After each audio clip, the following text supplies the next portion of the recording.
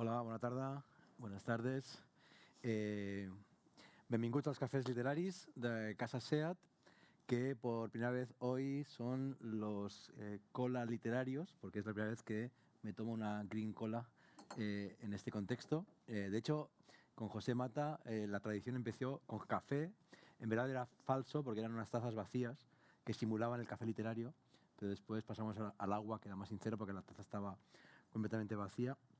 Y en el caso de hoy he tenido que optar por una cafeína porque ya en junio el cuerpo ya está cansado y ya es como el último esfuerzo del curso. Para mí es un honor, sinceramente no es retórica, recibir hoy en los cafés a Marta Peirano, a quien no conocía en persona, aunque la había leído y habíamos conversado durante mucho tiempo a través de WhatsApp. Y quería decir esto que voy a decir ahora, durante mucho tiempo, me lo he guardado para el día de hoy.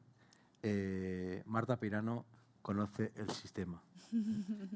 El enemigo, supongo que también, según el famoso título de su libro, pero ella es la persona quizá en España que mejor conoce el sistema de la tecnología y el poder. Y su libro El enemigo conoce el sistema, que tuvo varias ediciones, muy buenas críticas, una gran circulación y provocó una gran conversación. De hecho, es el fruto, la obra de alguien que está en diálogo con algunas de las personas que más saben en el mundo sobre la relación tormentosa, difícil entre tecnología y poder. Marta Peirano es periodista, comisaria, curadora de diversos tipos de actividades vinculadas con la tecnocultura, ensayista, autora de este libro que he comentado, y hoy estamos aquí para presentar su segundo libro, su nuevo título, Contra el futuro, que me ha parecido realmente una sorpresa. ¿Por qué? Porque después de El enemigo conoce el sistema, yo me esperaba una suerte de continuación que insistiera en el capitalismo de plataformas, que insistiera en cómo las inteligencias artificiales, las grandes redes sociales trabajan en el ámbito del biopoder y, en cambio, lo que me he encontrado es con un ensayo también muy lúcido, también muy interesante, muy recomendable, pero que aborda una de las muchas dimensiones de este panorama, que es el de cómo se está organizando desde el tecno-optimismo y desde la resistencia ciudadana estrategias para afrontar el cambio climático que Marta llama el feudalismo climático. Si te parece, la primera pregunta, Marta, bienvenida a Barcelona y a Casa SEAT, sería un poco cómo es el camino que recorriste entre El enemigo conoce el sistema y Contra el futuro. Vale, hola, hola a todos. Veo algunos amigos por aquí, os agradezco que hayáis venido especialmente porque me sigue dando mucha vergüenza hablar de mi propio libro en público. Pues gracias, Jordi, por invitarme y por tus súper generosas palabras. El motivo, la primera persona que lo leyó, que no fuera mi editor, fue Jordi, y lo primero que me dijo fue, wow, no me esperaba esto. Y no me dijo nada más. Y entonces yo llegaba aquí, además de un poco tarde y despeinada, porque he venido corriendo pensando que las calles en esta avenida, que los bloques serán así, pero no lo son. Y venía un poco preocupada pensando, ¿qué querrá decir? No le ha gustado, esperaba otra cosa. Claramente esperabas otra cosa. Pero me tranquiliza que es que no, o sea, que te parezca que no estoy hablando de lo mismo que el anterior, porque era un poco mi intención también, ¿no? O sea, para mí sí que es una continuación, porque el anterior era pues un recorrido sobre la historia de las tecnologías de comunicación que ahora dominan completamente nuestra existencia. Y este ahondaba más, por mi tesis general es que estamos invirtiendo de forma insistente en tecnologías que no están diseñadas para ayudarnos a gestionar la crisis climática, sino que están diseñadas para gestionarnos a nosotros durante las muchas crisis climáticas que nos esperan, ¿no? Pues para saber dónde estamos, cómo nos movemos, con quién nos relacionamos, cuando estamos a punto de, no sé, de iniciar una huelga o unirnos a un sindicato, o, ¿no? Esto es algo que estamos viendo ahora con muchísima frecuencia. Son tecnologías, por ejemplo, que han sido usadas para vigilar a los manifestantes después de, pues, tanto de movimientos vinculados con el Me Too, como los derechos civiles de los afroamericanos en Estados Unidos, como los derechos simplemente en lugares como la India, es decir, para vigilarnos a nosotros en las crisis, ¿no? Y entonces lo que me quedaba era pensar qué tecnologías sí que nos ayudan a gestionar las crisis, a nosotros, ¿no? Y entonces pensando en esto, que era la razón, el motivo de este libro, porque mucha gente me dijo con el anterior, con toda la razón, este libro, o sea, me ha gustado, es guay, pero me ha dejado un poco en el barranco, ¿no? Sí, tú también me dijiste alguna versión de esto, es o sea, como una crítica general de, era un libro iluminador en muchos aspectos, pero también devastador, ¿no? En el sentido de que no ofrecía ninguna salida, ninguna luz. Y entonces este libro lo que pretendía era, pues, ofrecer un poco de luz, ¿no? Y entonces se llama Contra el futuro porque se revela contra el futuro que nos proponen los Jeff Bezos, los Elon Musk, ¿no? Que es un futuro interplanetario, un futuro de la Tierra se nos ha roto, vamos a irnos.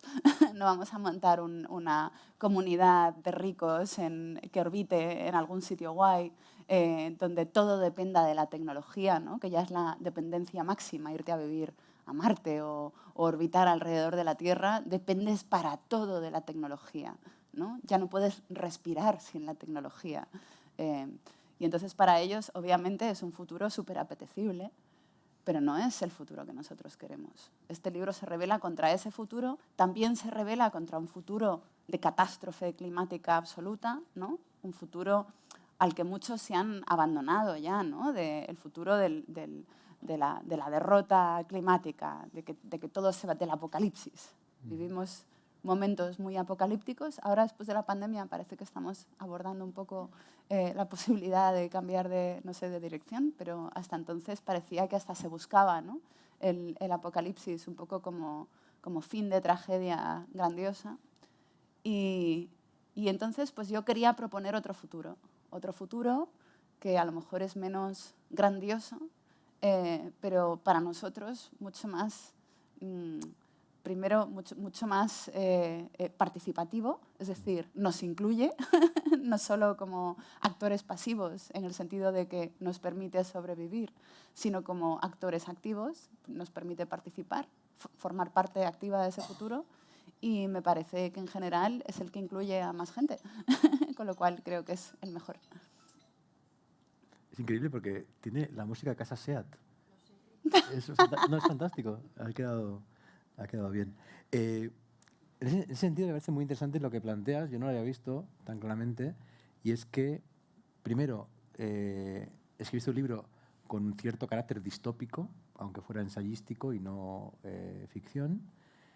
Hay un sentimiento como de culpa, ¿no? Que es muy propio de la creación, ¿no? La gran parte de las cosas que hacemos, mucha parte de ellas son por culpa de la culpa, valga la redundancia. Y aquí lo que haces es no dibujar una utopía, sino balancear, ¿no? Yo creo, por un lado, hay una gran parte de la obra que dibuja justamente horizontes de distopía vinculadas con los planes de los grandes multimillonarios, dueños de las grandes corporaciones, sobre el futuro del cambio climático. Y después, en la segunda parte del libro, sobre todo, enumeras diversas estrategias de carácter más bien utópico, participativo, colectivo. Y en esa suerte de diálogo entre distopía y utopía también hay un diálogo entre el códigocentrismo, ¿no? Los algoritmos como solución única del problema, y el biocentrismo, ¿no? Hablas mucho de los bosques, de los árboles.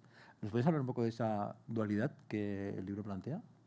Sí, el libro anterior empieza hablando de comida y sigue hablando de arquitectura y de una serie de ejemplos que para mí son no son metáforas porque son reales, ¿no? Sino que explican el poder de la centralización de las infraestructuras, ¿no? De cómo cuando centralizas determinados conductos hacia las cosas, la cosa que lleva a las cosas, ¿no? Se crean estrategias políticas y realidades políticas muy concretas de las que que luego son muy frágiles, ¿no? Porque la centralización en el mundo de las redes aboca siempre al desastre. Y en efectivamente, ese dualismo está todavía más marcado, yo creo, porque pues lo primero que aprendes en el libro anterior, o lo segundo, es que las redes distribuidas son las que, desde el principio de Internet, ¿no? que es una creación del ejército estadounidense con una serie de intereses particulares, ¿no? Entre ellos sobrevivir a un ataque nuclear, ¿no? A un ingeniero eléctrico que se llama Paul Baran le piden en ese momento que se ponga a pensar qué tipo de topografías de red, ¿no? Serían las más susceptibles de sobrevivir a un ataque nuclear y a otro tipo de catástrofes climáticas, etc. Y de ahí sale uno de mis dibujos favoritos del mundo de la tecnología, que son las 3 topografías que él propone. Una es muy centralizada, que es básicamente una topografía por la cual todas las comunicaciones pasan por el mismo punto, ¿no? O sea, que es como Moscú, hay un punto central que es en Kremlin y todas las avenidas pasan por el Kremlin porque si vienen tanques o caballos, pues se pueden ver desde allí, ¿no? O sea, esto es centralización. Por eso el tráfico en Moscú es tan malo. Y contrapropone una red distribuida donde cada vez que hay una comunicación o tienes que ir de un punto al otro de esa topografía, pues puedes atravesar múltiples itinerarios, lo cual la hace mucho más sólida, ¿no? Más fuerte, menos vulnerable, porque si se te rompe un camino, siempre puedes escoger otro. Y así una multiplicidad de actores se reparte la responsabilidad y también la fuerza de la red, ¿no?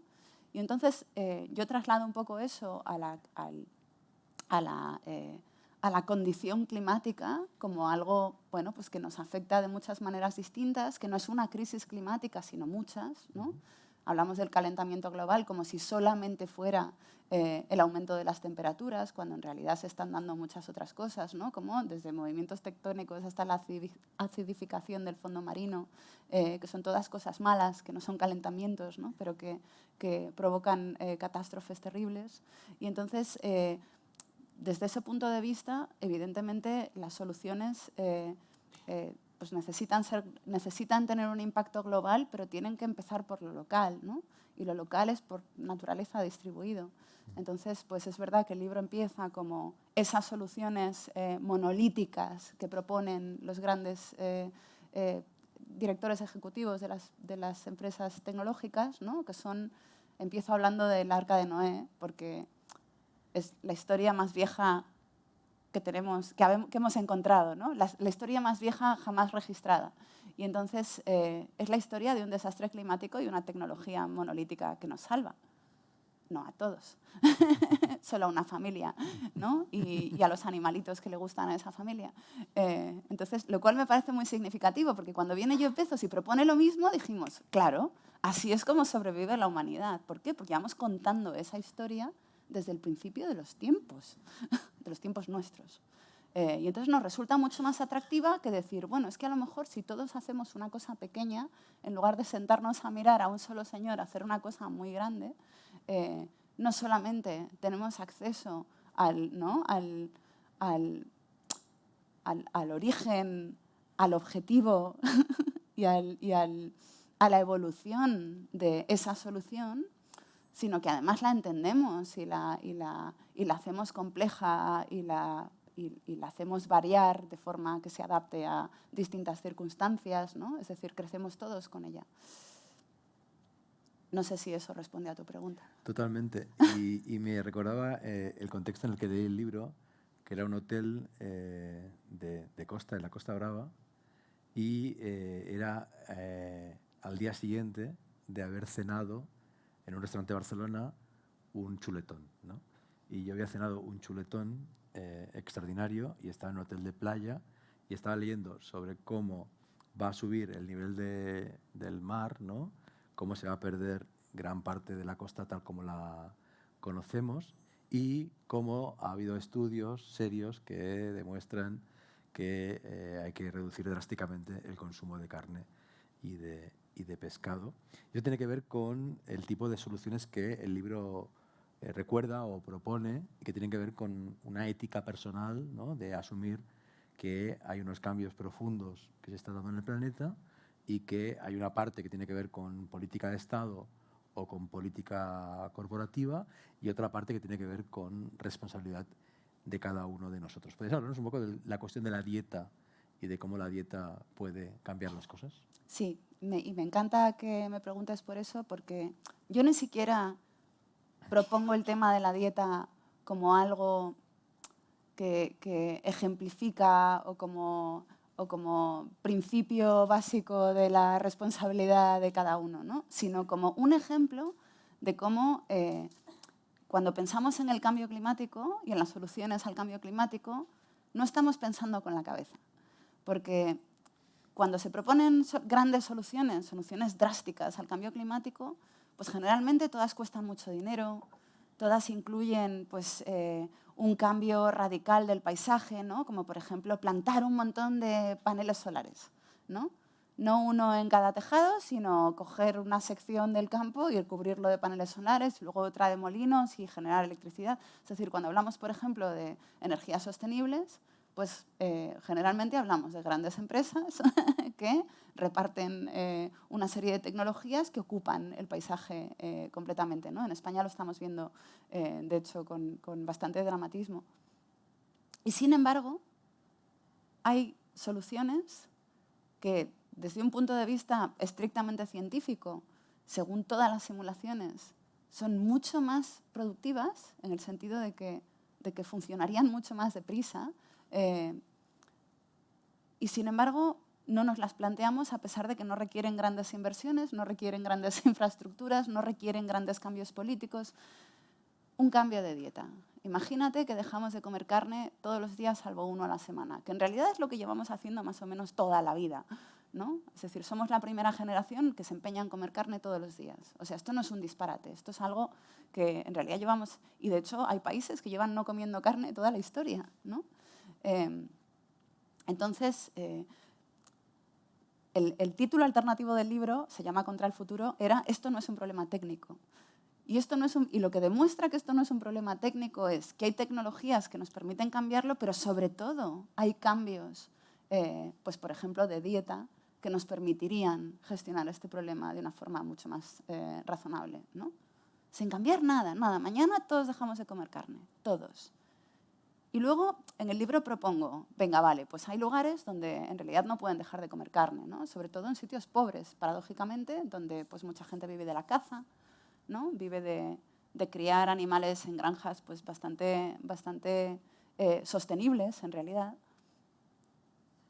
Pero es que basta con que dejemos de comer carne todos, a lo mejor varios días por semana, solamente en los países ricos.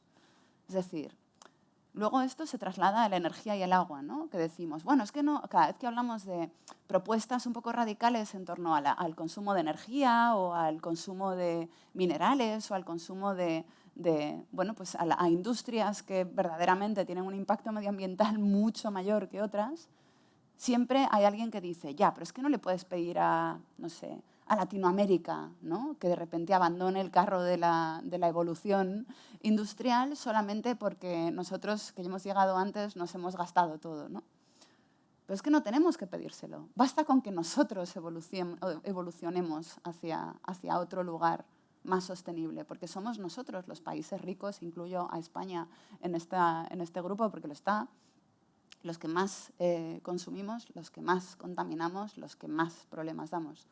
Es decir, no estamos pensando con la cabeza, estamos pensando con otras cosas, que no sé si son buenas o malas, y una de las cosas que me animaron a escribir el libro es pensar qué otras cosas son esas, ¿no? ¿Por qué nos cuesta tanto cambiar de dieta? Cuando además que dejáramos de comer carne no sería solo bueno para el medio ambiente, sino que sería bueno para nosotros, porque uno de los datos que comento en el libro es que la causa de mortandad más grande del mundo, con diferencia por encima de las guerras, de los accidentes de tráfico, incluso del cáncer, son las enfermedades cardiovasculares vinculadas a la dieta. Es decir, comer carne nos está matando de más de una forma, no solamente con el calentamiento global, ¿no? También nos está matando porque es malo para nuestra salud comer tanta carne. Y sin embargo somos incapaces de abandonarlo. Y esto es algo visceral, ¿no? Algo, una compulsión. Entonces me interesa que cuando pensamos en las soluciones que son buenas y las que son malas, las que nos parecen viables y las que no, pues estamos muy contaminados por ese tipo de compulsiones, no solamente en el tema de la dieta. ¿Tú crees que la carne cultivada, impresa, es igualmente nociva en términos de salud? Porque solucionaría el problema de la sostenibilidad y del consumo pornográfico de agua que supone criar una vaca o un cerdo, pero tiene como también contraindicaciones de carácter. Bueno, son operaciones en las que no ahondo mucho en el libro, que reducen el sufrimiento animal y entonces en ese sentido pues, el sufrimiento animal no es un factor a la hora de valorar el cambio climático, es un factor a la hora de valorar otras cosas, ¿no? Pero esto lo elimina, más o menos, de forma, o sea, estadísticamente lo elimina a lo grande, aunque sigue siendo un producto de explotación animal, pero de muchos menos animales. Pero por otra parte tiene un consumo eléctrico disparatado y de hecho también consume mucha agua. Es decir, otro de los problemas que genera el consumo de carne es que es una forma muy poco eficiente de alimentarnos. Se necesita mucha energía, mucha agua y mucho campo y producir mucho CO2 y mucho metano para conseguir muy poca proteína. Es decir, hay soluciones muchísimo más eficientes para alimentarnos y entonces, dado que nos encaminamos hacia una superpoblación que, aunque podría ser momentánea, ahora mismo existe, pues si tenemos que pensar en que tenemos que alimentar al mayor número de gente posible, comer carne es una solución que no nos da. El libro también defiende que el mejor mecanismo contra el cambio climático ya existe desde hace mucho tiempo, que son los árboles, ¿no? Y se puede leer incluso como una suerte de homenaje a los bosques, ¿no? ¿Hasta qué punto crees que el bosque está en el centro del libro y por qué?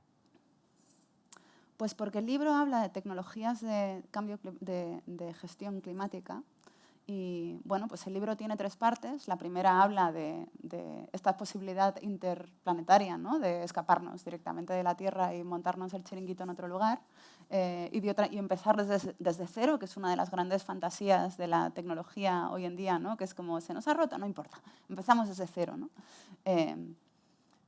Y la segunda parte habla de tecnologías que son literalmente, que están diseñadas para cosas como la captura y el secuestro de dióxido de carbono, de CO2, ¿no? Entonces, la mayor tecnología de captura y secuestro de CO2 que existe son los árboles. Es más, son los árboles por separado, pero sobre todo son los árboles juntos, ¿no?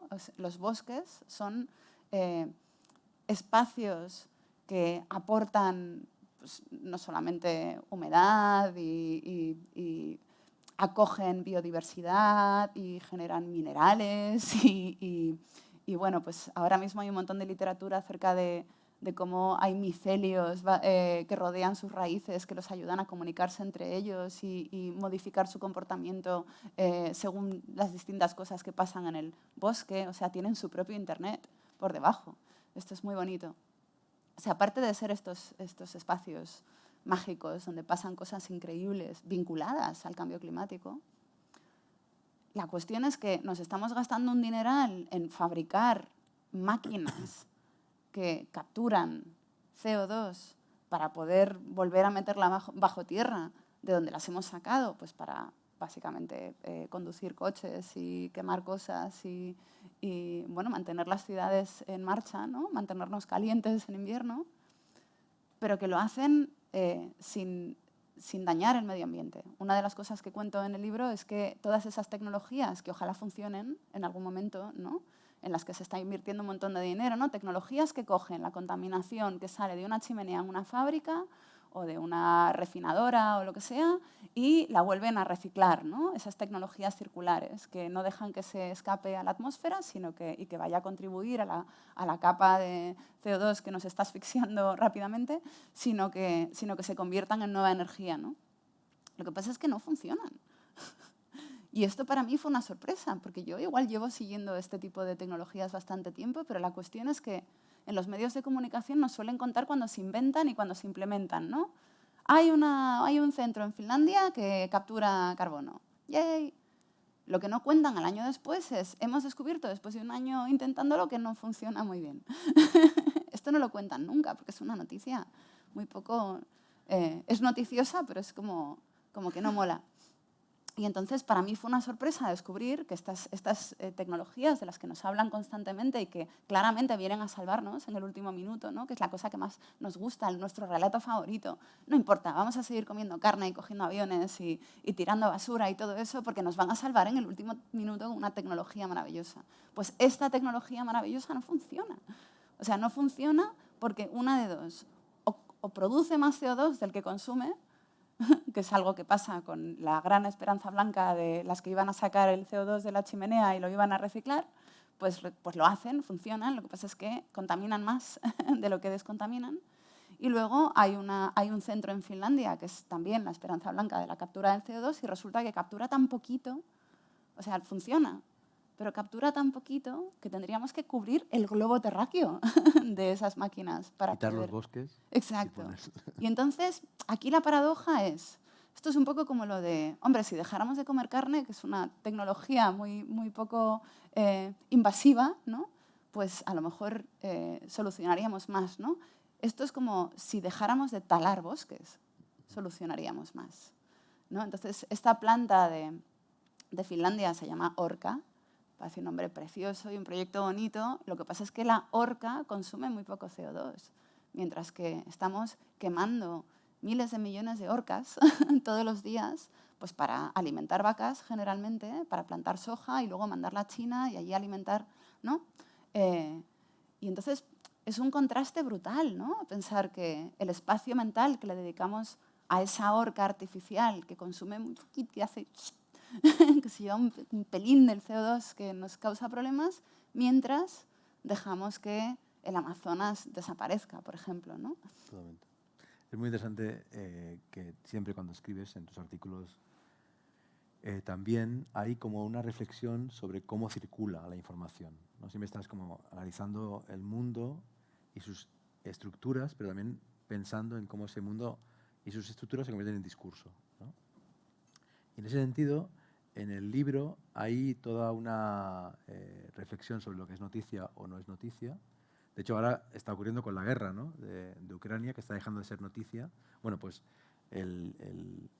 la masacre indiscriminada de vegetación en el Amazonas hace tiempo que dejó de ser noticia y no cesa de avanzar. Bolsonaro ha usado la pandemia para seguir explotando de un modo brutal el Amazonas, pero efectivamente eso no es foco de atención mediática.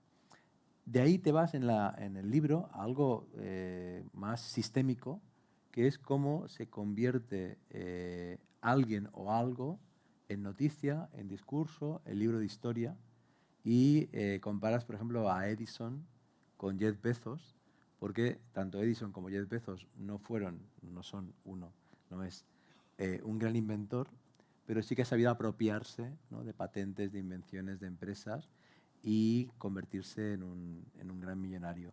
¿Puedes desarrollar un poco? Creo que es interesante esta comparación y cómo de pronto Edison eclipsó a los auténticos innovadores y inventores de su época y cómo Bezos o Elon Musk hacen lo propio con la nuestra. Sí, una de las cosas de las que hablo en el libro es la diferencia entre la industria tecnológica y el progreso científico, ¿no?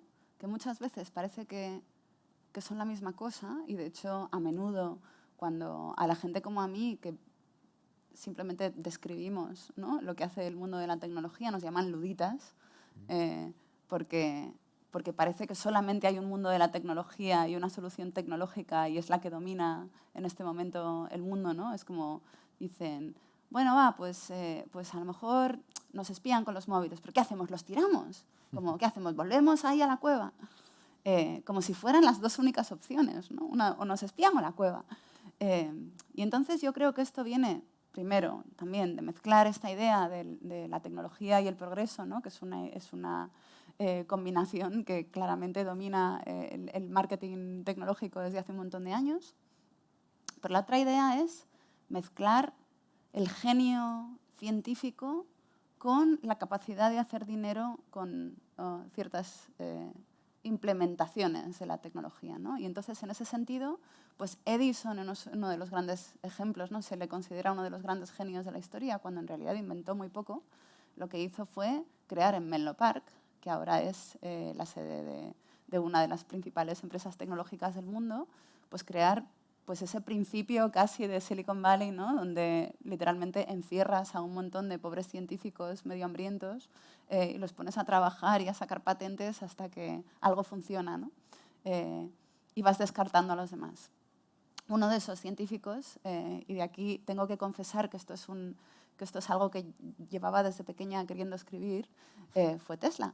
Tesla, que además de ser una empresa que ahora dirige Elon Musk, pues fue uno de los grandes inventores de todos los tiempos, Nikola Tesla, un científico sin parangón, pues estuvo trabajando para Edison y de hecho generó patentes para Edison. Luego compitieron, ¿no? En la revolución eléctrica y perdió a pesar de que era el genio, ¿no? Y a mí, por ejemplo, cuando se habla de Steve Jobs, que fue el CEO de Apple, como el gran inventor de su época, pues me da rabia, porque nunca inventó nada. O sea, este señor tenía genio, pero era un genio del marketing, al igual que Edison, ¿no? Entonces creo que en esa es que no lo quiero llamar mentira, es como una trampa, ¿no? Es como una trampa de mago, de te estoy enseñando esta mano, pero en realidad en esa trampa pues acabamos identificando lo que beneficia en general a la sociedad porque nos propulsa hacia adelante, ¿no? Nos ayuda a evolucionar como sociedad con tecnologías que hacen mucho dinero. Es decir, ¿nos ayuda, no sé, WhatsApp a evolucionar como sociedad? Pues probablemente no, ¿no? Pero nos costaría mucho renunciar a ella porque es muy adictiva y porque hemos cambiado toda nuestra sociedad en torno a ese tipo de tecnologías y entonces nos parecen fundamentales. Pero una de las cosas que yo hago, por ejemplo, en el libro es comparar, o sea, esa comparación Edison, Tesla, Steve Jobs, ahora mismo no recuerdo con quién le comparo, pero en el libro para mí se manifiesta en cosas como la diferencia entre el plan que tiene Elon Musk de ir a Marte o el que plantea Jeff Bezos, ¿no? De de poner estaciones en órbita alrededor de la Tierra para que viva gente muy rica y viva muy bien y dejar la Tierra un poco como una especie de parque temático al que visitar de vez en cuando, como en la serie aquella de robots, ahora que lo pienso. Bueno, da igual. Que lo comparo eso un poco con el proyecto que no sé si habéis seguido de muchos científicos de muchas instituciones prestigiosas distintas para hacerle una foto al agujero negro, ¿no? Que es posiblemente de todos los proyectos científicos que ha habido en el tiempo en el que yo he estado viva, mi proyecto favorito. Y es mi proyecto favorito porque es un proyecto puramente científico, es decir, ¿de qué vale sacarle una foto a un agujero negro? Pues es como sacarle una foto al universo, ¿no? Pero al principio, es como, ¿de qué vale? ¿Cómo lo vendes eso? O sea, ¿qué merchandising sale de ahí? Pues probablemente ninguno, pero es el proyecto científico más importante de nuestro tiempo. Y una de las cosas en las que se manifiesta para mí su pureza científica es que hay implicadas muchísimas instituciones diferentes que cuando hacen la presentación se tiran 8 horas presentándolo, porque es que hay tanta gente que tiene que contar qué parte han hecho, ¿no? En su institución. Es un proyecto tan coral y la manera en la que lo han hecho me enamora completamente, ¿no? Porque yo que soy linuxera y vengo del software libre y creo firmemente en la capacidad de la gente en colaborar y mejorar las cosas poquito a poquito, ¿no? No sacar todo en un día, como hacen las grandes empresas. Este es un telescopio que en realidad es una colección de telescopios, ¿no? De 8, ahora 9 telescopios que están distribuidos en distintos puntos de la Tierra que lo convierten en un gran telescopio capaz de mirar lo suficientemente lejos como para hacerle la foto a un agujero negro muy grande, ¿no? Y entonces esa colectividad, ¿no? de un telescopio que en realidad son 8, ahora 9 ojos, me toca el corazón de una forma que nada más lo hace ahora mismo. Porque representa eso, ¿no? Como una visión realmente que proyecta la humanidad hacia sitios mucho más interesantes y que es colectiva. Claro, es que eso me refería, ¿no? Con que, de hecho, Edison lo que hace es ser un gran coordinador de muchos talentos, igual que Steve Jobs. Pero yo recuerdo de niño leer con mucha fascinación el cómic con la biografía de Edison, porque de algún modo el ser humano absurdamente funciona a través de la idea de subjetividad extraordinaria y de genio, ¿no? Entonces, en ese mismo capítulo denuncias lo absurdo que fue que los medios de comunicación quisieran adjudicarle a una única científica muy joven la autoría de la idea solo porque puso la foto en Facebook, ¿no? Y se hizo viral. Eso Es verdad. muy interesante, esa denuncia tuya, ¿no? O sea, tú en todo el libro defiendes lo distribuido, la cooperación, lo colectivo, pero de algún modo lo mediático y la propia psicología humana tiende hacia lo individual como el nodo narrativo del avance de la humanidad, ¿no? Entonces, claro, es muy difícil narrar lo colectivo y estar 8 horas atento a la presentación de la foto colectiva, pero es muy fácil decir, bueno, la chica genial que tuvo la idea visionaria de hacer la foto, ¿no? Es que nos gustan los genios. Y los genios, o sea, es una tontería decir que no trabajan solos, ¿no? Pero es que el genio casi no existe, ¿no? O sea, el genio es alguien que trabaja sobre una montaña de otros momentos de genio, de un montón de cosas distintas y que funciona solo dentro de una colectividad de genios, ¿no? Y en ese sentido, nuestra querencia por esas figuras mesiánicas, ¿no? que tienen visión y que ven mucho más allá que el resto, nos venden a, bueno, pues a los Edisons y a los Jobs y a los Jeff Bezos de la vida, ¿no? que nos dicen, hay unos elegidos, ¿no? Una especie de Olimpo de elegidos que son los que saben, los que pueden, los que se merecen. Pues subirse al bote y salir de esta tierra que se nos estropea, ¿no? Y tú lo único que tienes que hacer es apoyarlo y aplaudirlo porque no eres uno de ellos, ¿no? Y entonces esta idea tan aristocrática del saber, ¿no? Y del acceso, además, al conocimiento y al desarrollo, es el puro capitalismo. Es una trampa por la que tenemos un relato por el que tenemos una pasión desbordada, porque nos encanta la idea del Mesías, del visionario, del conquistador, del que atraviesa mundos y descubre cosas. Esto nos deja fuera, en todos los casos. Sí, de hecho, en el libro, el hecho de que empieces con el Arca de Noé y con los Mesías bíblicos conecta el capitalismo con el cristianismo, ¿no? De algún modo es como una versión en que los viejos mitos se refundan para seguir generando desigualdad y jerarquías. Es un libro que además defiende la democracia en el sentido más puro, ¿no? Y más utópico del término, pero también tiene otra dimensión que me gusta mucho, vinculada con esto que te decía del periodismo y del discurso, que es un libro que se inserta en una red de libros, ¿no? Es decir, tú y yo escribimos tanto en artículos como en redes sociales, pero finalmente creo, intuyo, te pregunto, cuando quieres entender un fenómeno, lees un libro, ¿no? Sin duda. ¿Qué libros del libro, de los muchos que comentas, como el Atlas de la Inteligencia Artificial de Kate Crawford, por ejemplo, han sido esenciales como inspiración de tu libro? Uf. Tantos. De hecho, sé que menciono muchos libros, me dejo muchísimos fuera, pero efectivamente el Atlas de la Inteligencia, el Atlas of AI de Kate Crawford, que es una investigadora que bueno, pues plantea... O sea, a mí me gustan... Yo siempre escribo sobre infraestructuras. O sea, a mí me interesan las infraestructuras porque no solamente son de lo que surge todo, ¿no? Las que definen un poco la política de un espacio y de las sociedades, sino que también describen su propio objetivo. Es decir, Facebook puede venir y decir, o Google puede venir y decir que su objetivo es que todo el mundo de la Tierra esté conectado y de forma inmediata, o que todo el mundo tenga respuesta a sus preguntas, pero su infraestructura te dice otra cosa. Te dice que lo que quieren es convertirse en las infraestructuras críticas de, de todo el planeta y gestionarlas de manera opaca y probablemente oportunista. Entonces, me interesan por eso, porque son las que cuentan la verdadera historia, ¿no? Entonces, Kate Crawford, por ejemplo, hace un análisis de la inteligencia artificial desde las infraestructuras que la permiten, ¿no? Y una de las primeras cosas que dice, que a mí me flipan, es que la inteligencia artificial no es ni artificial ni inteligente.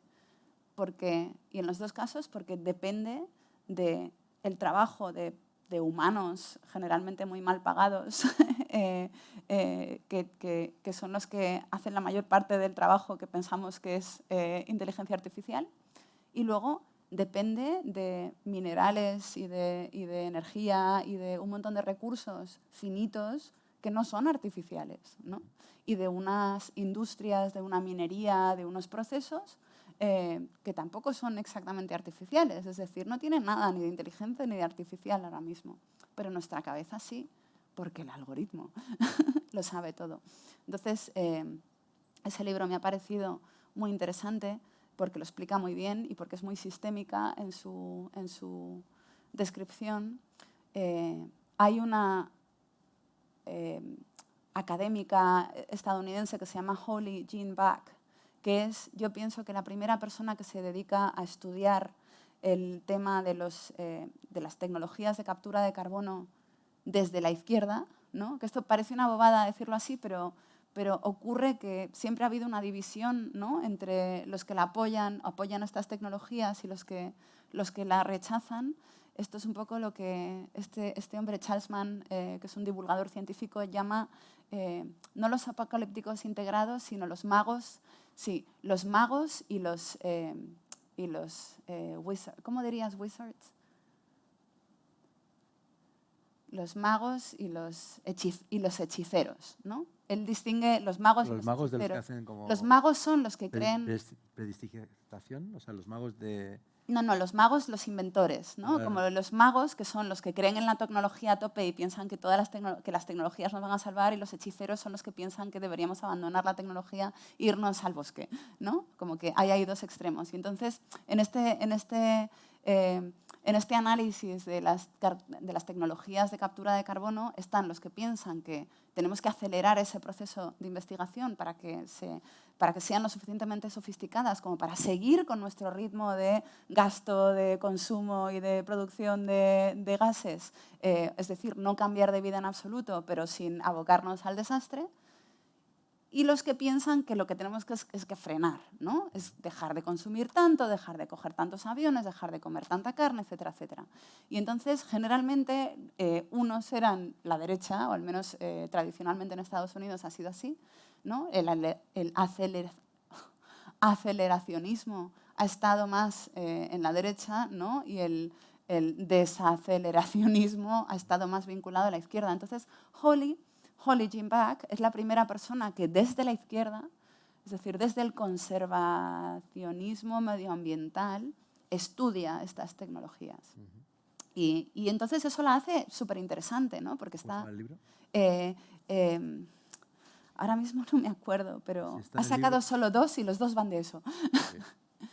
Es que yo me pongo nerviosa y se me olvidan los nombres. Yo estoy inmerso en la 4ª temporada de Stranger Things y para mí magos y hechiceros es lo mismo. Por eso no entendía muy bien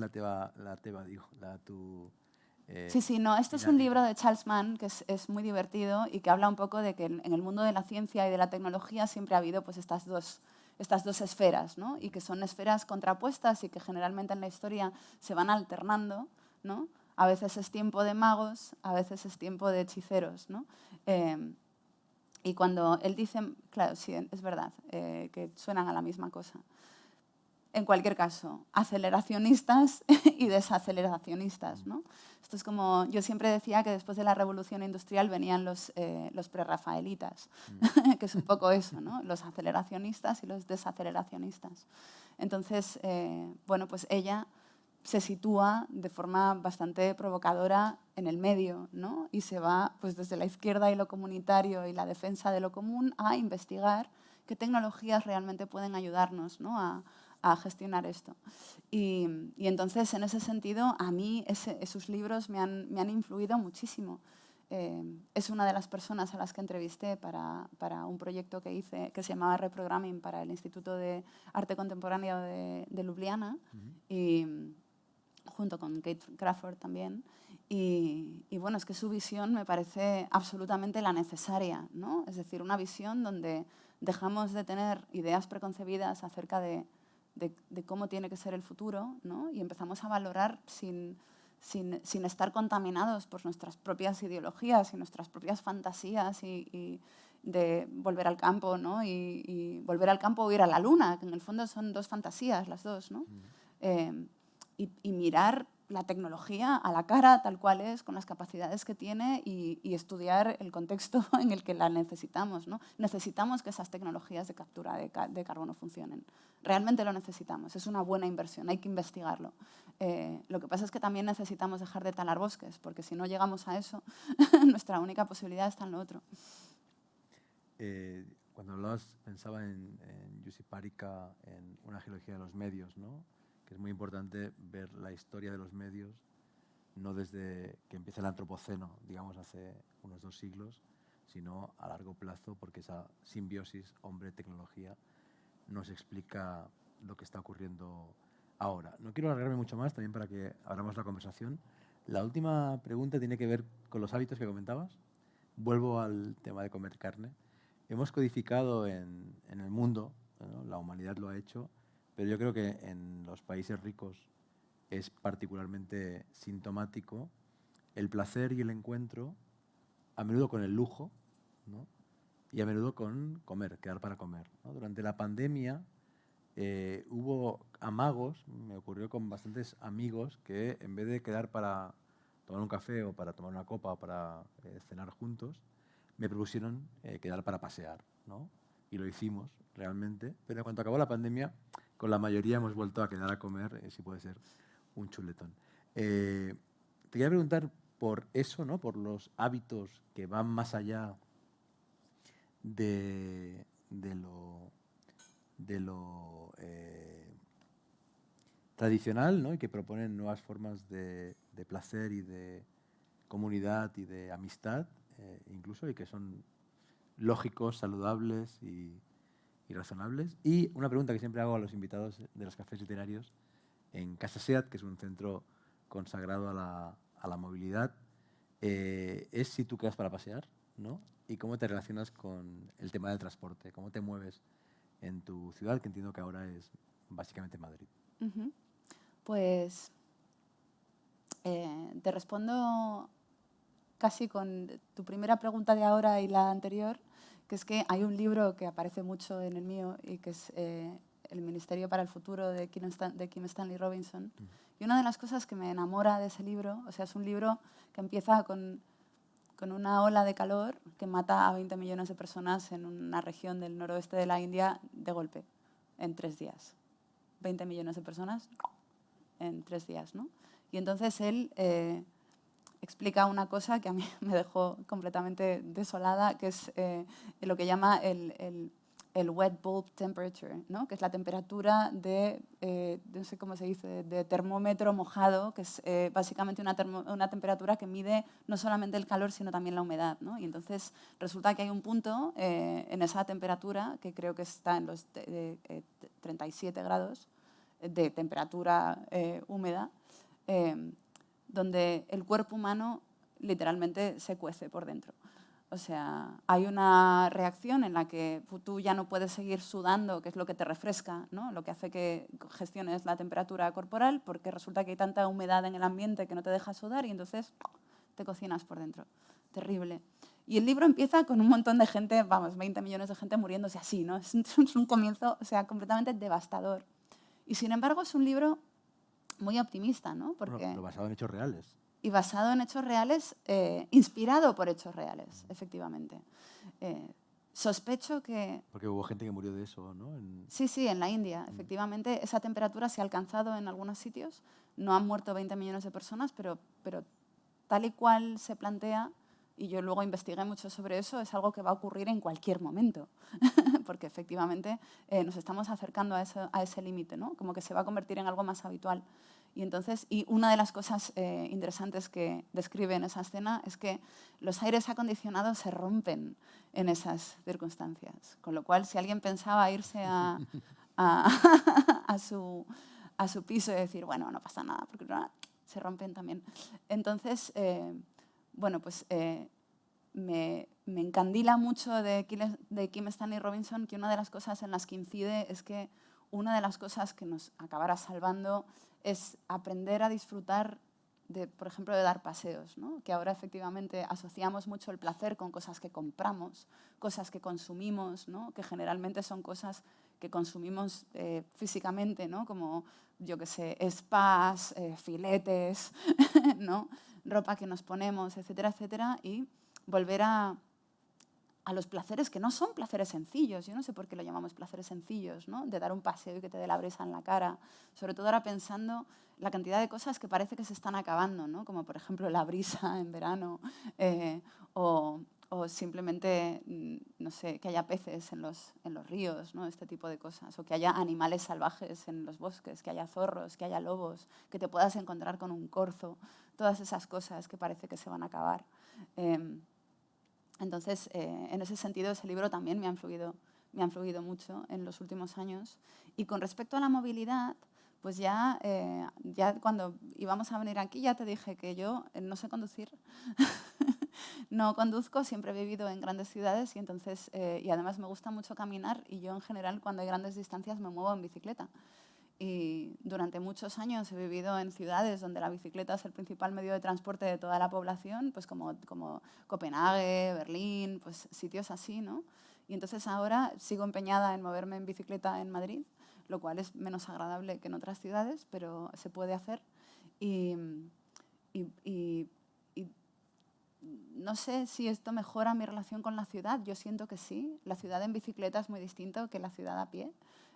Hay ciudades que están hechas para ir en bicicleta y, por ejemplo, ahora Madrid, que se ha convertido en una ciudad mucho mejor porque han dejado respirar al río, que antes era un lamentable charco estancado lleno de, no sé, carritos de bebé abandonados y cascos de botellas, pues ahora es un río maravilloso donde hay nutrias y todo tipo de pájaros y peces y cosas así. Y entonces, de repente, tener una bici en Madrid y llevarla por el río que te conecta con un montón de parques de la ciudad, pues es absolutamente maravilloso. Para mí es otra ciudad.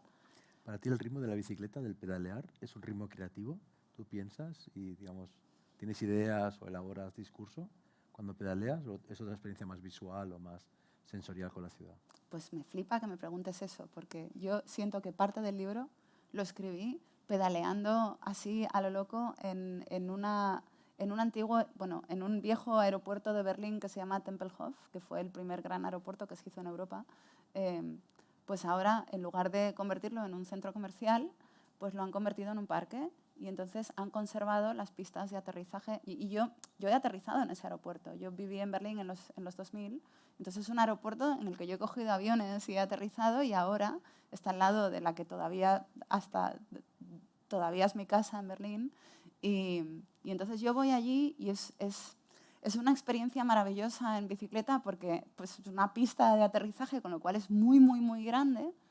Y entonces no hay coches, no hay tráfico, hay muchísimo espacio. Entonces puedes ir a toda velocidad con tu bici durante horas, o sea, y haciendo esas y dando vueltas, sin chocarte con nada y sin tener un accidente, sin estar prestando atención. Es decir, yo iba en la bici pensando en mi libro y bueno, parece que cuando te llega más oxígeno al cerebro piensas mejores cosas. Yo espero que a mí me haya mejorado, haya mejorado mis planteamientos, pero esto es algo que nunca pensé que nadie me preguntaría y sí, efectivamente, la mitad de este libro está escrito casi subido a una bici. Pues ahora que lo dices, la verdad es que el libro tiene un poco de, de vueltas y de espirales. Vamos a abrir la conversación, si os parece. Tenéis a una gran experta en tecnología, en cambio climático, en mundo contemporáneo. Aprovechad la oportunidad para, si os apetece, hacerle preguntas. Aquí hay. Sí, yo solo quería decir que el libro es El profeta y el mago. El profeta y el mago. ¿Dónde estás? No te veo. Miguel. Ah, hola Miguel, el profeta y el... Hola Miguel, mi editor. El profeta y el mago, claro, Es un libro profetas y magos. extraordinario sobre la diferencia entre los soothsayers, ¿no? Los que predicen el fin del mundo y los que consideran que se puede hacer algo, que son los magos. Pero, en fin, solo dar el título para que no quedara esa incógnita. ¿Y la editorial, Miguel? No se ha traducido. Es un libro de 700 páginas cuya Pero es traducción es un maravilloso. poco complicada. Gracias. ¿Más cuestiones? Eso es como lo típico que cuando llega alguien y dice, bueno, esto más que una pregunta es un comentario. El de mí es que esto más que un comentario es una corrección, Marta. No, me encanta que además que quede registrado porque me he quedado totalmente bloqueado con la distinción entre mago y hechicero. Yo vengo de los juegos de rol Sí, y de la es verdad. fantasía heroica y pensaba que por un lado fueran los magos que hacen truco, ¿no? Que no hacen magia de verdad, y el hechicero que sí que tiene poderes mágicos reales, y me he quedado medio bloqueado, El mago y el o profeta. flasheado con la distinción. Aprovechad, no seáis tímidos. Es de Madrid, pero igualmente es muy amable y va a contestar con total cordialidad. No te ha molestado, ¿no? El chiste sobre Madrid. No, para nada. Casi no soy de Madrid, solo nací ahí. Pero mi padre es uruguayo y mi madre gallega, así que me siento... Bien, perfecto. Hola. Una otra corrección, no corrección, pero... No corrección, pero un insulto. no corrección, pero comentario. Los dos libros de Holly Jean Bach se llaman After Geoengineering. Es la primera y la segunda es Engine Fossil Fuels. O sea, después de la... No, ¿cómo traducirías eso? Después de la geoingeniería, Sí. un libro que, Miguel, no te estoy mirando, pero te interpelo, debería ser traducido al castellano porque es absolutamente crucial. After Geoengineering, gracias. Y tengo una pregunta también. ¿Cuándo tu libro será traduccionada en inglés? ¿Al inglés o al ruso? Alguno. Pues si fuera por mí, lo estaría ya, pero lo veremos. Veremos. Gracias. Ha quedado claro que no soy buena con los títulos. Bueno, yo soy de Valladolid, creo que también puedo hacer una pregunta. Y sería la siguiente. Si de verdad tuviéramos esa decisión de dejar de comer carne, la población igualmente nos tenemos que alimentar con las leguminosas y los vegetales, ¿no habría también un gasto de agua increíble? ¿Cómo se puede hacer esto? La agricultura efectivamente consume una cantidad muy loca de agua. Lo que ocurre es que esto no es un libro sobre el consumo de la carne, ¿eh? Ojo. Yo lo ponía como ejemplo de lo difícil que nos cuesta, de lo mucho que nos cuesta pensar en soluciones fáciles, ¿no? Porque nos gustan más las soluciones, pues eso, monolíticas, tecnológicas, ajenas, ¿no? Que los ovnis que vienen y nos resuelven el problema y que no nos implican. Entonces, es verdad que la agricultura consume mucha agua, pero también es verdad que ahora mismo, por ejemplo, la mayor parte del agua que consume la agricultura está dedicada a las plantaciones de soja, que están dedicadas a la alimentación, no al tofu, sino a la alimentación de ganado en granjas de producción intensiva. Entonces, el problema con la carne es que a veces te dicen, bueno, es que la lechuga también sufre, ¿no? Lo cual, pues probablemente es cierto, pero el ternero que te comes come mucha lechuga.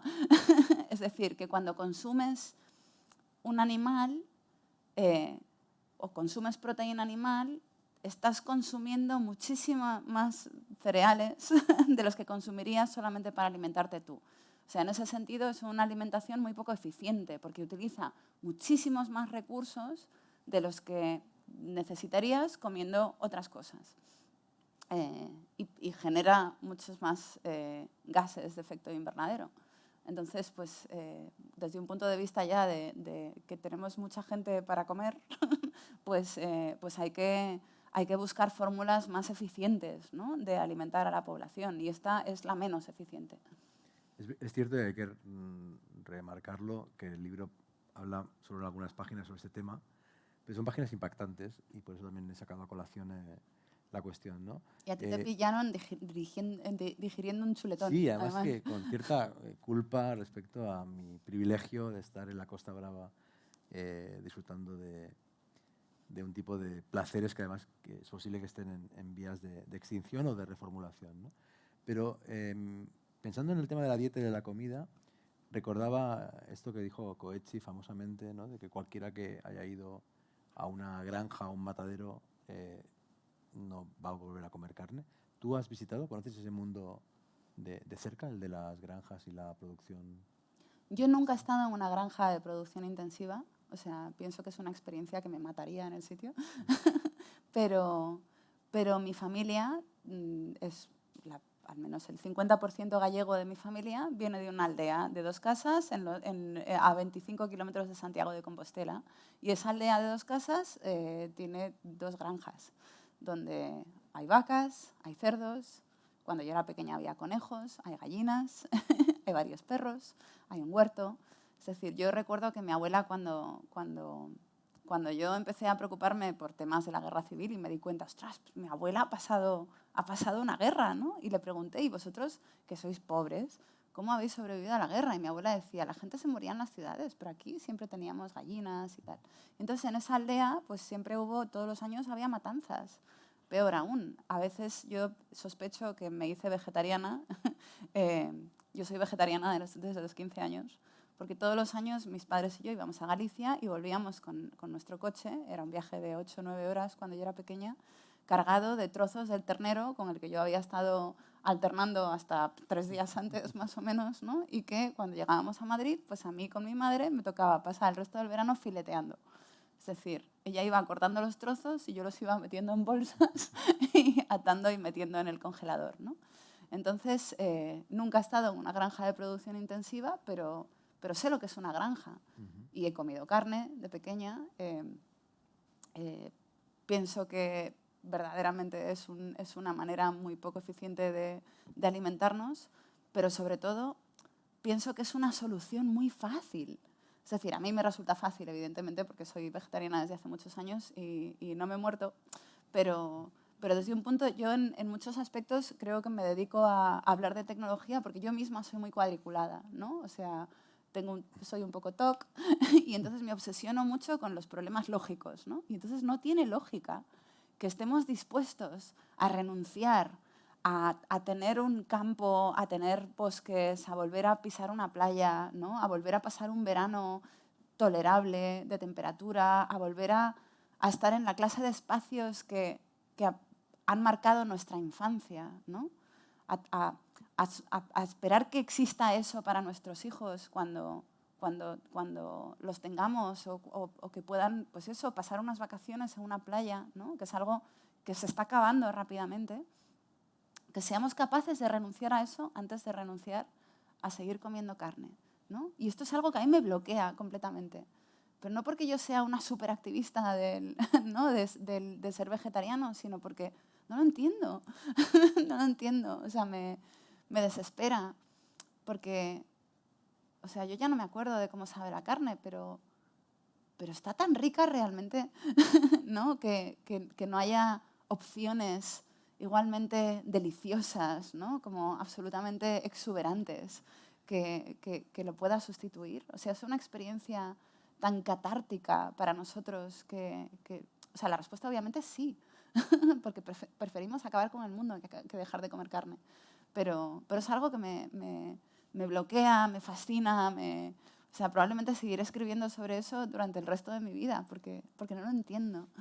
Hablando de orígenes, digamos, ¿cuándo empieza tu interés por entender la tecnología, el criptomundo, los hackers? ¿A qué edad y con qué tipo de formación, formal o informal, te introduces en todo ese universo en el cual fuiste realmente pionera en España? Pues a mí siempre o sea, desde niña fue una de mis, no sé, aficiones, la tecnología, la geología, la ciencia. Lo que pasa es que que mi gran pasión fue la literatura. Aprendí a leer muy pronto y entonces me corrompió la literatura. y entonces pues yo siempre hice, o sea, en el instituto hice ciencias y luego estudié filología y acabé siendo periodista, que siempre ha sido mi vocación. Siempre quise ser periodista, a pesar de, precisamente porque era lo que me permitía ir investigando las cosas que me parecían más interesantes en cualquier momento. Es una profesión que te permite seguir aprendiendo toda tu vida, entrevistar a la gente más fascinante del mundo, la que está haciendo las cosas más significativas, ¿no? Me parece una profesión maravillosa. Para mí lo ha sido siempre y entonces, pues, luego me ocurrió también que que yo empecé a escribir en un periódico, en El Mundo, cuando empezaba El Mundo, que fue probablemente el mejor momento profesional de mi vida para mí, o sea, el momento en el que más disfruté trabajando en un periódico, cuando llegaba Internet a España. Y entonces, para mí fue un momento fascinante, ¿no? Ver cómo se desarrollaban, ver primero lo que era Internet, ¿no? Que eran unos cables, básicamente, que al principio conectaban universidades, ¿no? La red Iris, y luego conectaban continentes, y luego, ¿no? Y de repente aprender que esto en realidad era ya el telégrafo, ¿no? Como que los cables de Internet en realidad eran los cables del teléfono, digo, del telégrafo, ¿no? de hace 150 años, pero con otro material, no tan distinto. Es decir, toda esa progresión a mí me fascinó desde el principio. Y luego tuve la suerte de que cuando yo estaba ya metiéndome en este mundo, ¿no? Y trabajando en un suplemento maravilloso que tenía El Mundo, que se llamaba Ariadna, que llegó a tener 16 páginas, la mitad de las cuales escribía yo, un suplemento que salía los jueves y que era estrictamente de tecnología, el mejor trabajo que he tenido nunca. Ocurrió que pues, me involucré en un documental que estaba haciendo en ese momento Miguel Ángel Nieto en Documentos TV sobre hackers, y entonces conocí pues no sé, a los 16 hackers que había en ese momento en Madrid, y que era gente pues, que hackeaba cabinas telefónicas y cosas así, ¿no? Y entonces ellos fueron los que me introdujeron en el mundo del software libre, los que me enseñaron a encriptar las conversaciones en el IRC. Y bueno, pues mi interés por la criptografía empezó allí, y luego pues en un momento de mi vida yo me mudé a Berlín, que es la capital mundial de los hackers, y allí conocí a un montón de gente fascinante que me enseñó a hacer cosas fascinantes. O sea, he tenido mucha suerte y mucha curiosidad. Muy bien. ¿Más cuestiones? Sí. ¿Raúl? ¿O antes? Primero iba ella. Hola, ¿qué tal? Yo quería hacer referencia a lo del consumo de carne, que me parece una solución maravillosa, que a mí personalmente no se me había ocurrido. Pero ahora pensando en el ministro de Consumo Garzón, que planteó no hace mucho la reducción del consumo de carne, y bueno, se le echaron encima pues, prácticamente los medios de comunicación, hasta el presidente, ¿no? Que dijo que era...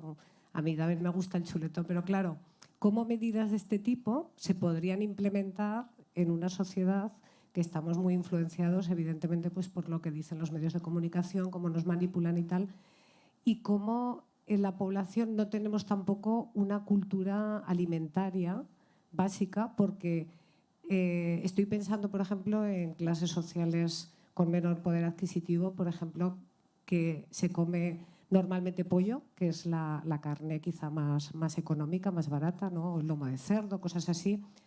Y pensar, si yo tengo 5 hijos, 6 hijos o 3, ¿cómo los alimento bien? Porque a mí me falta cultura alimentaria para sustituir la carne por otros productos de proteínas que me puedan venir bien para mi salud, porque luego te dicen los médicos, tienes que comer proteínas, tienes que... O sea, que dijéramos que es una solución muy buena y fácil, pero creo que es muy difícil de implantar en la sociedad en la que vivimos. Bueno, por lo menos yo creo que aquí en España, pero en otros países pienso que también, ¿no? Difícil. Pero bueno, que me parece maravillosa la solución esta y muy fácil de hacer, ¿no? ¿Cómo te llamas? Yo, Mila. Mila, me encantan esas dos preguntas. Gracias por hacerlas. Siento que esto de la carne ha secuestrado un poco la conversación, pero o sea, yo escribiéndolo sabía que iba a pasar, porque es efectivamente una idea que es igual de lógica que provocativa, ¿no? Yo cuando pasó lo de Garzón me quedé completamente patidifusa. Primero porque lo propuso él y segundo porque la reacción me pareció súper interesante. teniendo en cuenta que, que el consumo de carne nos está matando, pero nos está matando no solo al planeta, sino a nosotros también rápidamente, ¿no? Pero la pregunta es guay porque cuando imaginamos dejar de comer carne como sociedad, ¿no? Como imagínate, bueno, pues decidimos dejar de comer carne, nos imaginamos que es como dejar de fumar, ¿no? Como que prohíbes comer carne en los restaurantes, ¿no? Igual que prohíbes fumar en los bares, ¿no? En las discotecas, que pensábamos que sería impensable, ¡oh! Una discoteca sin fumar. Y yo ahora, por ejemplo, cuando vuelvo a Berlín, donde todavía la gente fuma en los bares y en las discotecas a partir de cierta hora, odio.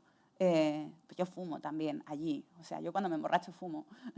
Fui fumadora hasta hace 20 años y todavía cuando bebo alcohol me apetece fumar, pero odio volver a casa con el pelo apestando a tabaco, la ropa apestando a tabaco, ¿no? Es decir, ha ocurrido muy deprisa y ha ocurrido gracias a las restricciones, ¿no? Y ahora a todos nos parece que vivimos mejor.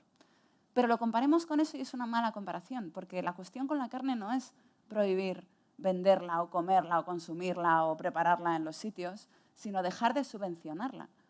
Es decir, estamos subvencionando una de las causas principales de la crisis medioambiental.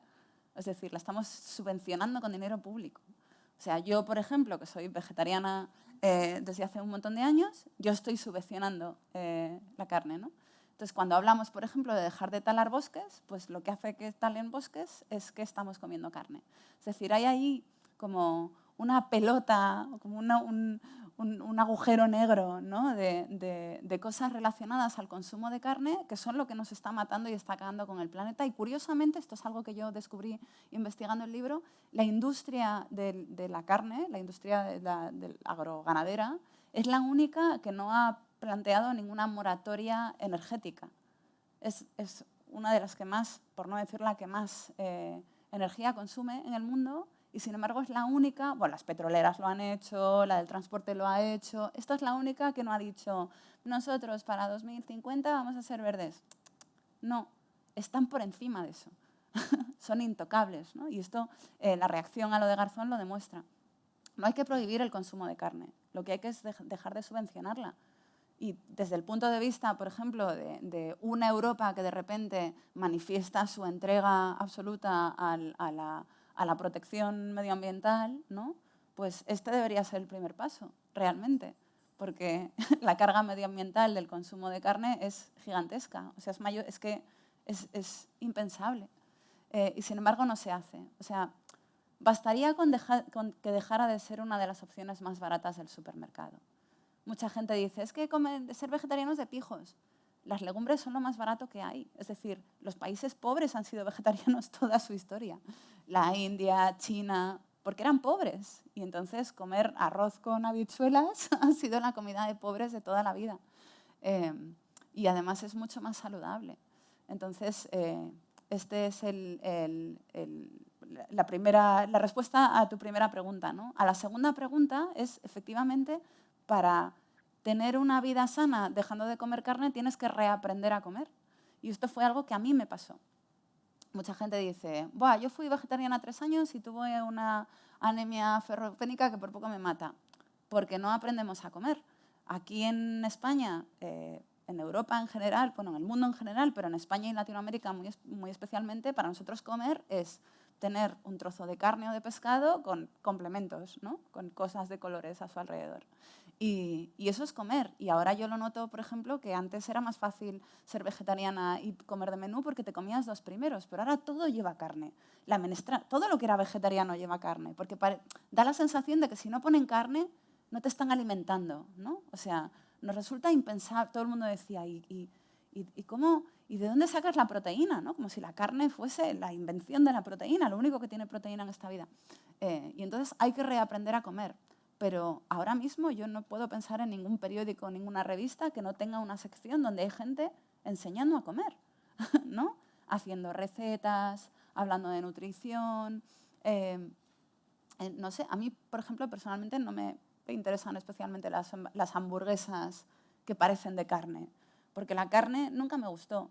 Entonces, pues estas sustituciones me parecen, pues que si desde un punto de vista energético consiguen ser sostenibles, me parecen muy bien, porque la gente tiene un un afecto por determinados formatos, ¿no? Y determinadas comidas que es emocional y me parece bien mantenerlo, pero yo tuve que reaprender a comer y desde que reaprendí a comer, pues estoy muchísimo más sana que cuando comí otras cosas, pero efectivamente hubo 3 años un poco de transición en los cuales tuve una anemia ferropénica que por poco me mata. Ojo que todo esto en el libro no aparece. O sea, no hay... Es más, no hablas ni siquiera... Yo acabo Porque de no va descubrir de eso. que es vegetariana. Me refiero que este tono como más... ¿cómo decirlo? Activista no está en el libro, que es mucho más, digamos, divulgativo, ensayístico. Pero me encanta que conocer a Marta en persona le dé una dimensión distinta al libro, ¿no? Miedo me das. Voy a ser el primero que va a salir de la carne. No, bromeo. Yo solo tengo una pregunta que igual no aplica, pero a mí se me ha iluminado mientras estabais conversando.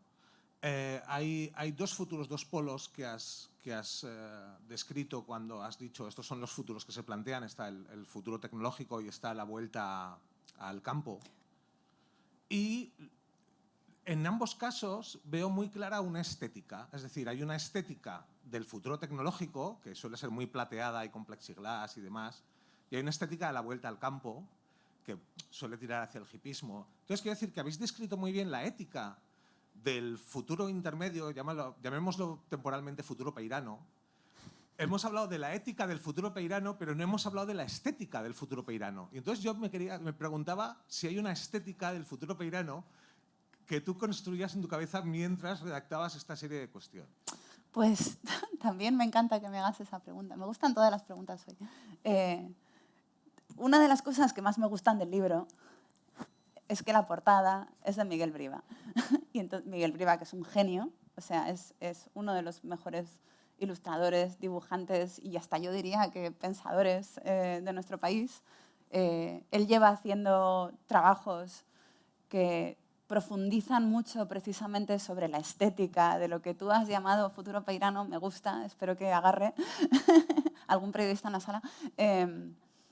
Y que él imagina de forma literal, ¿no? Y que me parece maravillosa. Y entonces por eso le llamamos para que hiciera la portada del libro.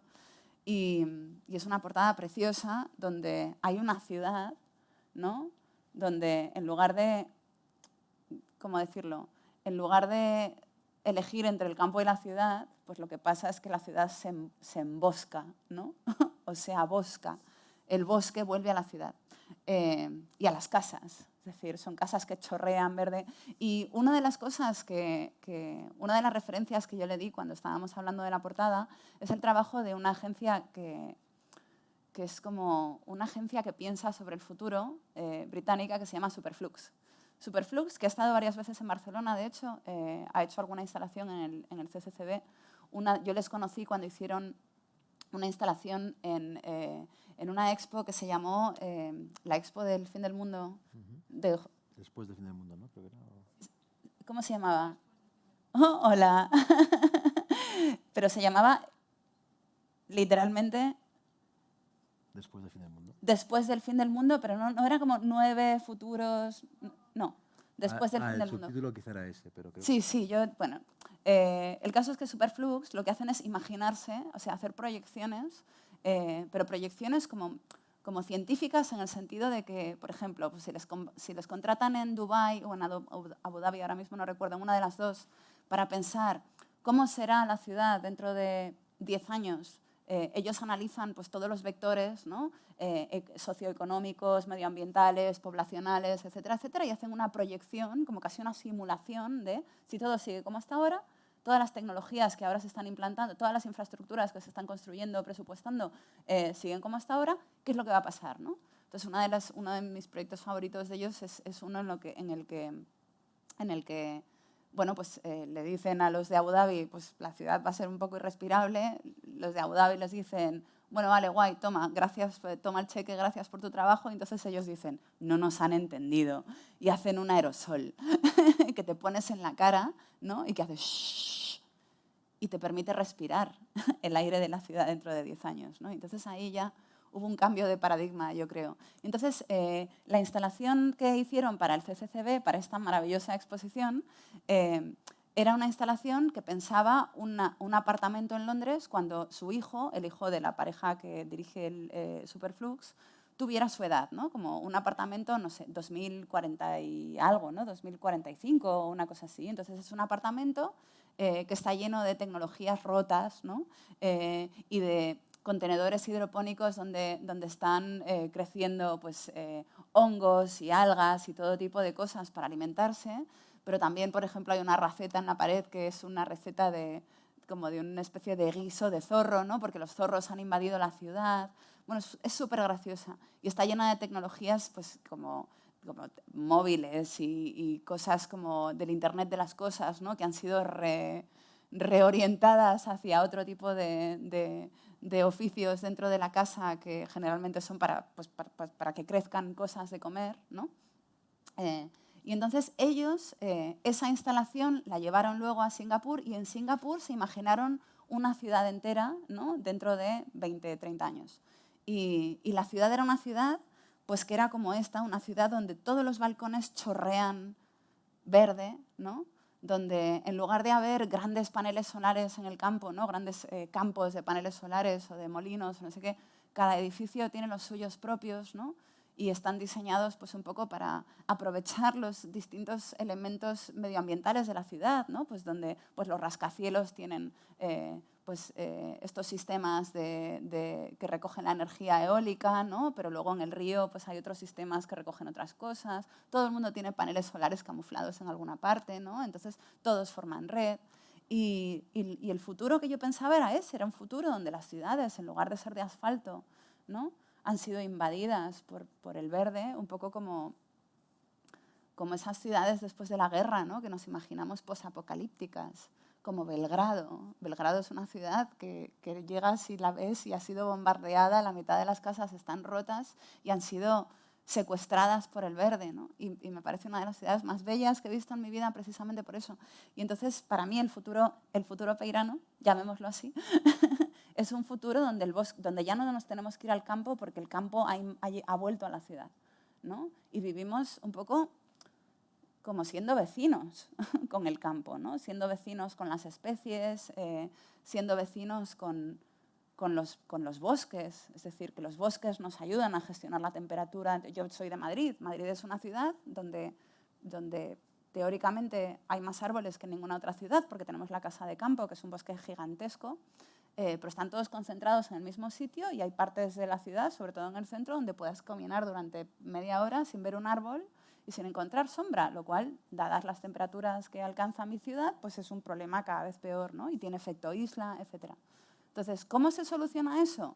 Pues ahora mismo lo estamos solucionando instalando aires acondicionados en todas las casas, lo cual duplica el efecto isla de la ciudad y empeora el problema, cuando podríamos estar llevando esos árboles que están concentrados en un solo sitio, pues repartiéndolos por la ciudad para que vuelva a haber sombra, para que vuelva a haber humedad, etcétera, etcétera.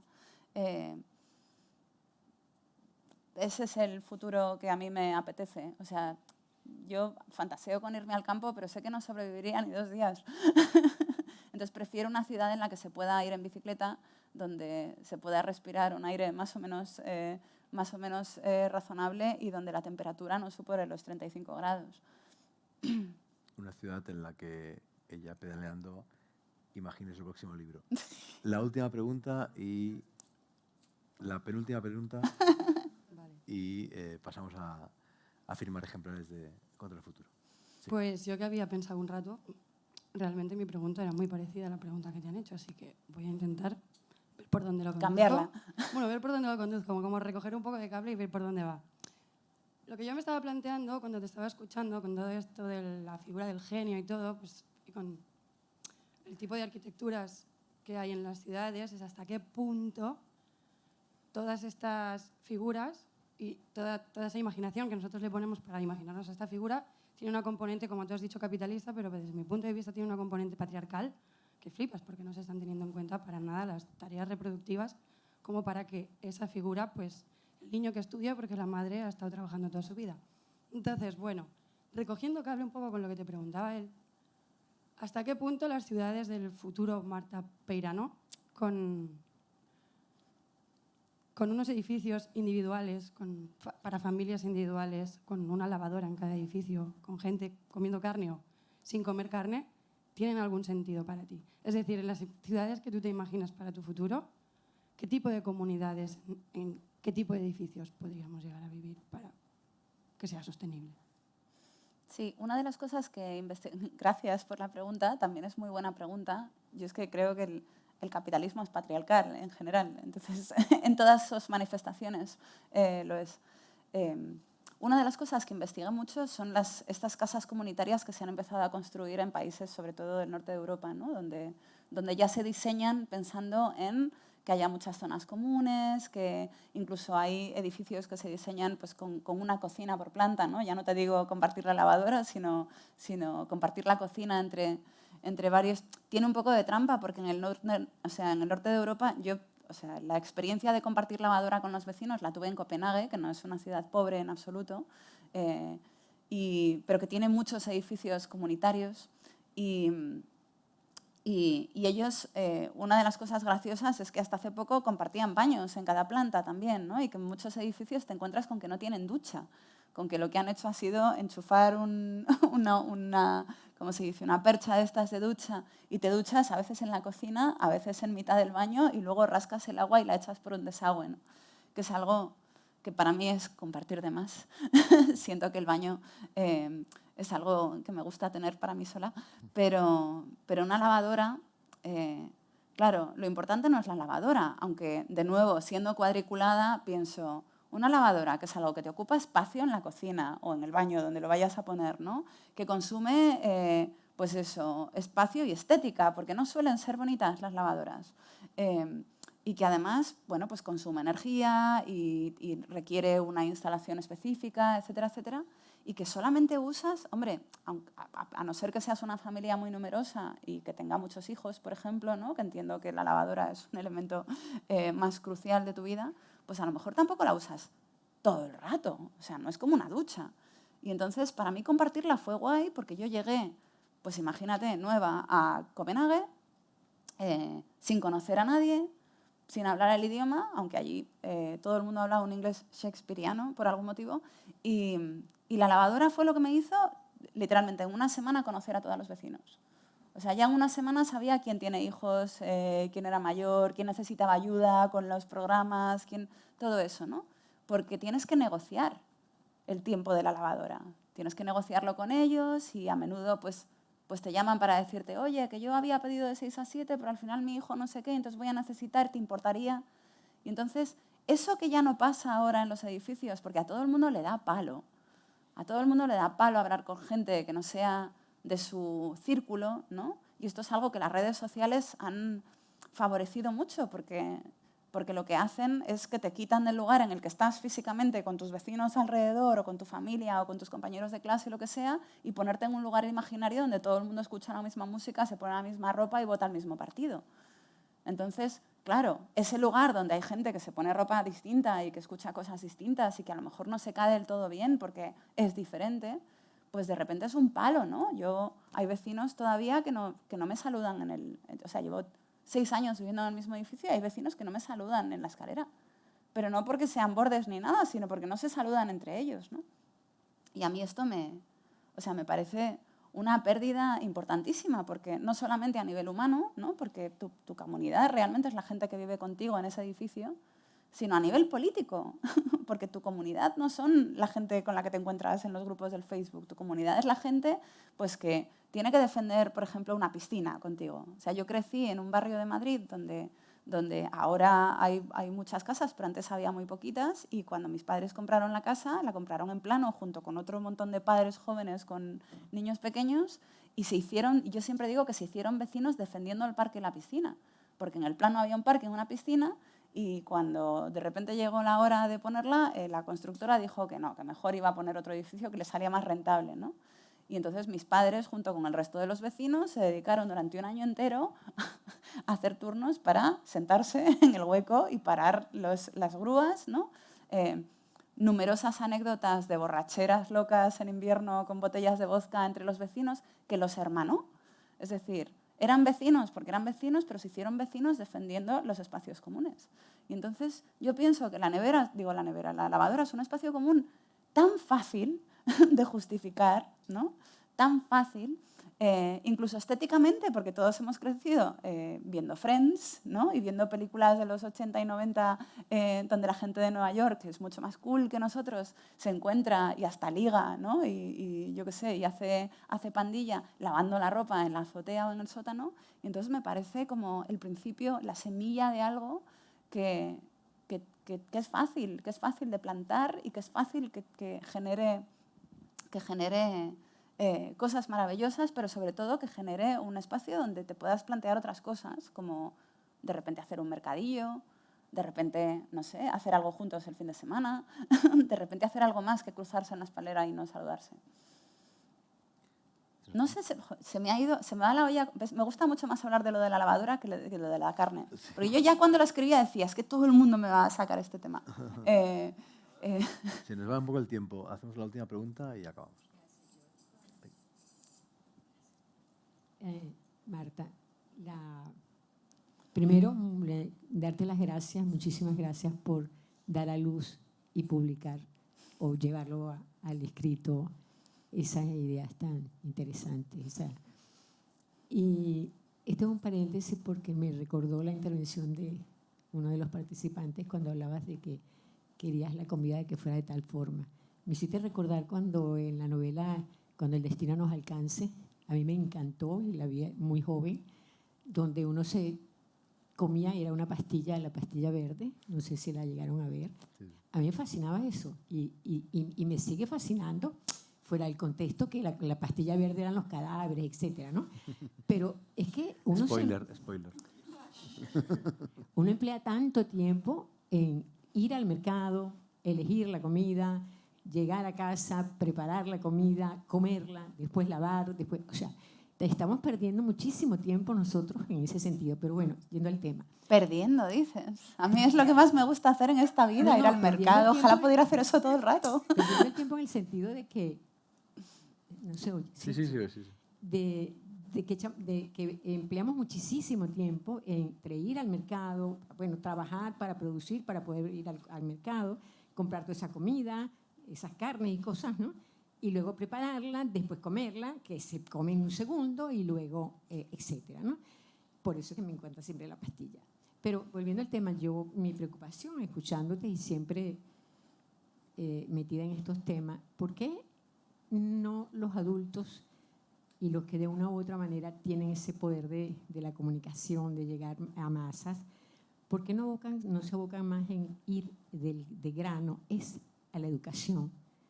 Porque cuando formamos, ¿no?, a niños con todo este tipo de inquietudes, no tenemos por qué llegar a ser adultos para comprenderlo. Vaya, mi hija sale en estado y yo le digo, ok, ven acá, ahora vamos a hablar, siéntate y te voy a explicar. Tú debiste de haberte cuidado, tú debiste de... No, vamos primero, ¿verdad?, a concienciar a esos pequeños o a esos niños para que después de adultos tomen realmente la vida como debería de ser, ¿verdad?, más sana. Entonces, eso siempre me ha preocupado. ¿Y cuándo es que en los colegios se va a implementar esto de que ya no es necesario saber lo de la raíz cuadrada, saber cuántos son los continentes que hay en el mundo? ¿Qué importa? Si podemos en este momento, si yo no recuerdo cuántos continentes hay en el mundo, pues yo le pregunto a Google o abro un libro de geografía y lo conozco. Pero estas cosas no están todavía difundidas en libros, difundidas y sobre todo en la educación. Entonces, bueno, todos esos que tienen esa voz, ¿no?, que pueden llegar a muchas más personas, que vayamos sembrando esto para ver si, no lo veré yo, pero lo verán ustedes los jóvenes y los que vienen más adelante. Gracias. Bueno, Marta. estoy súper de acuerdo contigo. O sea, efectivamente, para mí, la educación es como el lugar donde se arregla todo.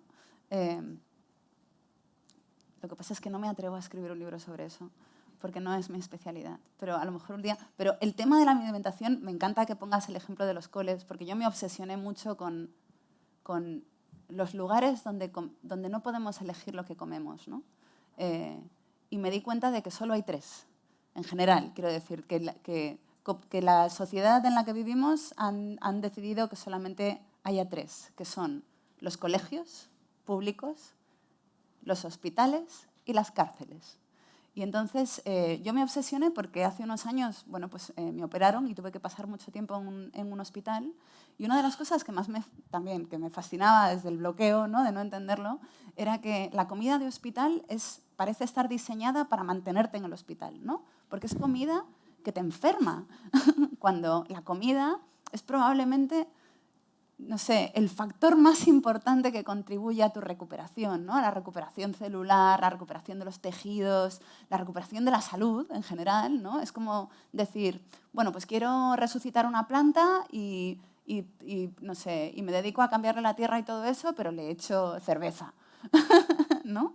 Como a lo mejor no resucita bien la planta si le echas cerveza, porque hay agua en la cerveza, pero está contaminada de otro tipo de cosas, ¿no? Entonces, la comida de hospital es como... Espera, ahora que lo pienso, hay otro sitio donde no eliges, que es el avión.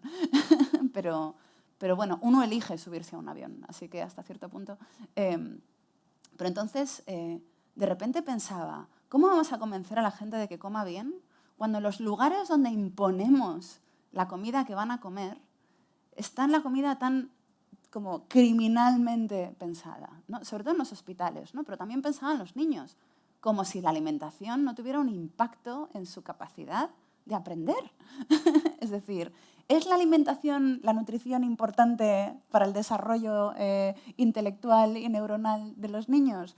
Súper importante. O sea, alimentación, dormir y ejercicio. Son las 3 cosas más importantes para recuperar la salud, para alcanzar tu potencial intelectual mientras estás creciendo. Ya de la cárcel no hablamos, ¿no? Pero a lo mejor una buena alimentación, un buen régimen de ejercicios, pues es más reformador que un castigo, ¿no?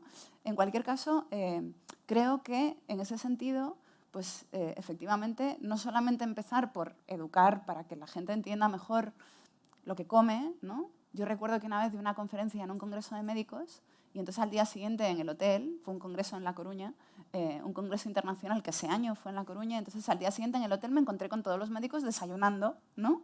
Y desayunaban unas cosas. Yo iba a toda mona con mi yogur, con mi granola, ¿no? Como con mi té, y ellos estaban comiendo corazones de estos de fábrica. Y yo pensaba, claro, es que así, si los médicos comen esto, ¿no? Y en los colegios públicos se sirven estas cosas, pues no sé, ya no sé cómo podemos solucionar ese problema, ¿no? Cuando en los puntos cruciales donde ese problema se podría solucionar de antemano, pues simplemente ni siquiera le damos, no sé, un tiempo de pensar.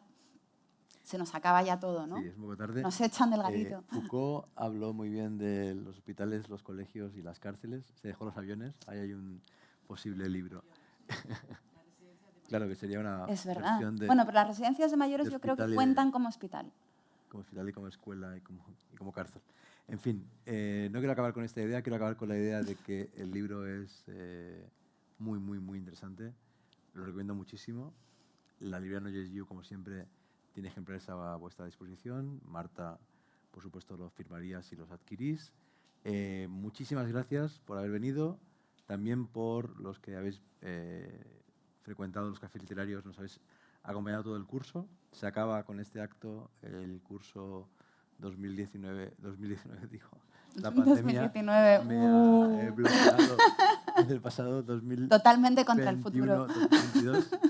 Y nos veremos a finales de septiembre con los nuevos cafés literarios, con la presentación de la poesía completa de Miriam Reyes. Tenéis toda la información en las redes sociales de Casa SEAT. Y nada, muchas gracias y un aplauso para Marta.